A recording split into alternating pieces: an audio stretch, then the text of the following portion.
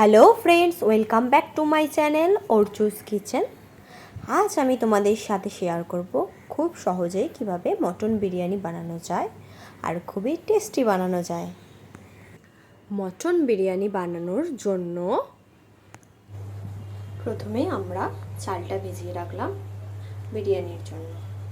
Mutton biryani বানানোর জন্য আমি নিয়ে নিয়েছি 500 গ্রাম পাঁঠার মাংস। মাংসর মশলাটার জন্য আমরা 50 গ্রাম আদা, 50 গ্রাম রসুন আর ঝাল আপনার মনের মতো করে আপনি যতটা ঝাল খাবেন সেই হিসাবে কাঁচা লঙ্কা নিয়ে নেবেন। আদা রসুনটাকে এবারে আমরা পেস্ট করে নিলাম। পেস্টটাকে এবার আপনাকে মাংসের সাথে ভালো করে মাখিয়ে নিতে হবে। নুন মাখিয়ে দিচ্ছি মাংসে।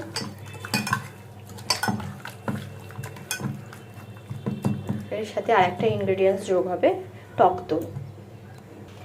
মাংসর সাথেই 100 গ্রাম মতো আমি টক দই নিয়েছি, এটা আমি অ্যাড করে দিয়ে ভালো করে মিশিয়ে ম্যারিনেট করতে রেখে দেবো আধ ঘন্টা।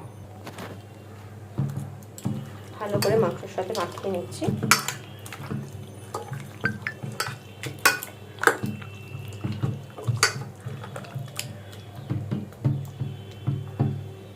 এবার এটাকে ঢাকা দিয়ে আধ ঘন্টা মতো আমি ম্যারিনেট করব।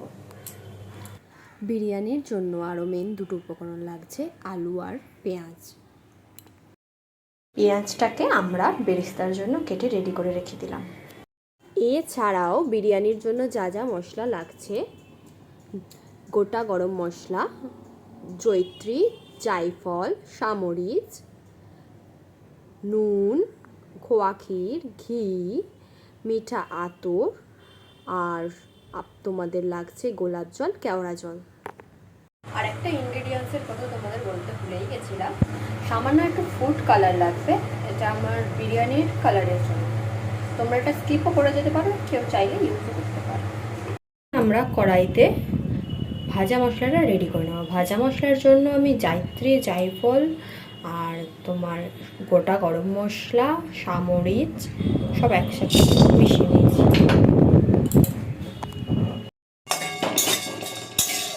শুকনো খোলা এটা ভালো করে ভেজে নেব। চালটা সেদ্ধ করার জন্য আমি গ্যাসে জল বসিয়ে দিয়েছি। এতে আমি অ্যাড করব নুন আর গোটা গরম মশলা আর সামান্য একটু তেল।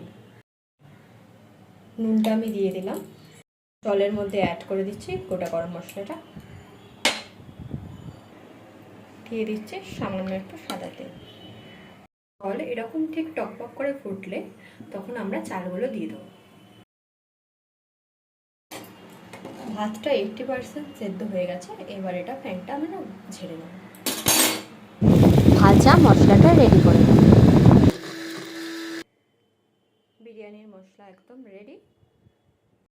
প্রথমে কড়াইতে তেল দিয়ে দিয়েছি, আলুগুলো আমরা প্রথমে ভেজে নেব।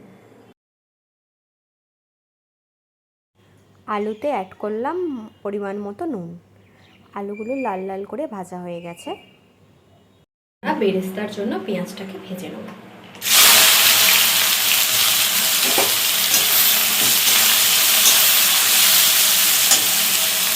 যখন বেরেস্তাটা রেডি হচ্ছে ততক্ষণ আমি এদিকে আলুটাও সেদ্ধ করে নেব। প্রেসারে দিয়ে 2খানা সিটি মেরে নেব। বেরেস্তাটা আমাদের প্রায় রেডি হয়েই এসেছে আর এদিকে আলুটাও রেডি হচ্ছে। বেরেস্তাটা তুলে নেওয়ার পর আমি মাংসটা তেলে দিয়ে দিয়েছি। এবার ভালো করে নেড়ে ছেড়ে এটা কষে নিতে হবে। ভাতটা দেখো পুরো রেডি হয়ে গেছে, একদম ঝরঝরে। মাংসটা আমার কষা চলছে, চাপা দিয়ে দিয়ে কষে নিচ্ছি।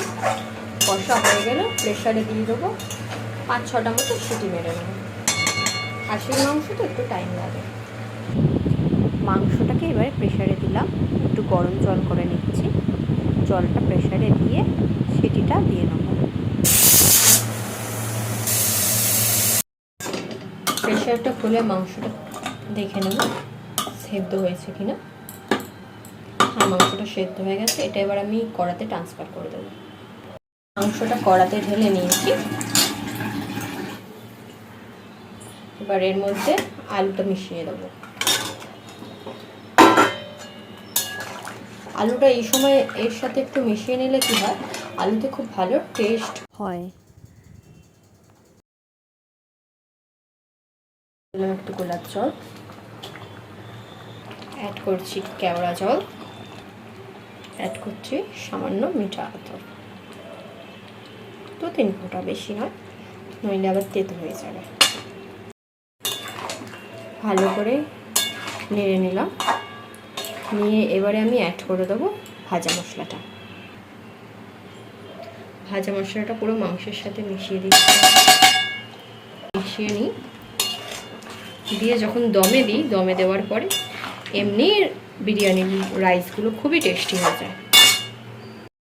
খোয়া ক্ষীরটাকে গ্রেট করে নিয়েছি, আর এতে দিয়েছি 1.5 চিপি মতো গোলাপ জল, 1.5 চিপি কেওড়া জল, একটু কালার দিয়েছি, আর একটু মিঠা আতর অ্যাড করে মিশ্রণটি রেডি করে রাখবো।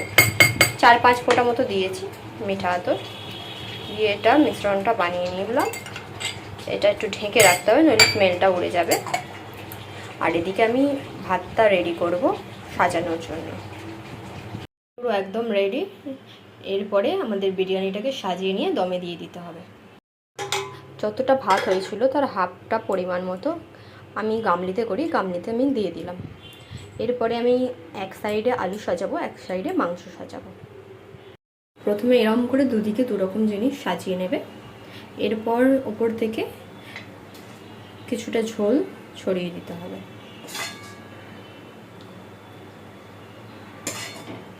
ঝোলটা সমস্ত ভাতেই দেওয়ার চেষ্টা করবে, এক জায়গায় দিবে না। এই আমি ঝোলটা পুরো ছড়িয়ে দিলাম চারিদিকে। এরপরে আমি আবার ওপর দিয়ে একটু ক্ষীর ছড়িয়ে দেবো আর বেরেস্তা দিয়ে দেবো। ক্ষীরটা আমি ছড়িয়ে দিচ্ছি।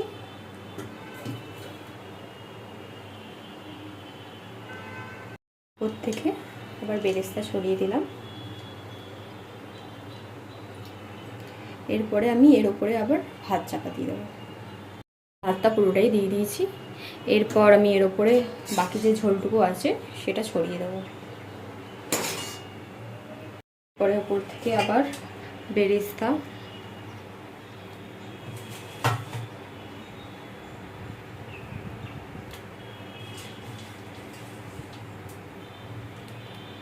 খোয়া ক্ষীর,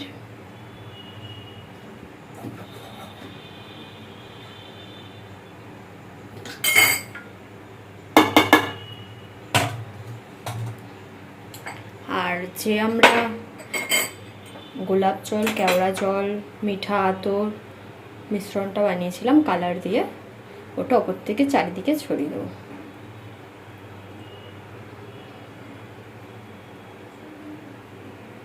আমাদের বিরিয়ানি মোটামুটি রেডি, এবার শুধু দমে দেওয়া বাকি। এই চাপা দিয়ে দিলাম। এরপরে ওপরে তোমরা চাইলে আটা দিয়ে সাইডগুলো জুড়ে দিতে পারো, আমি জুড়ি না, আমি ওপর দিয়ে একটা ভারী কিছু চাপিয়ে দিই।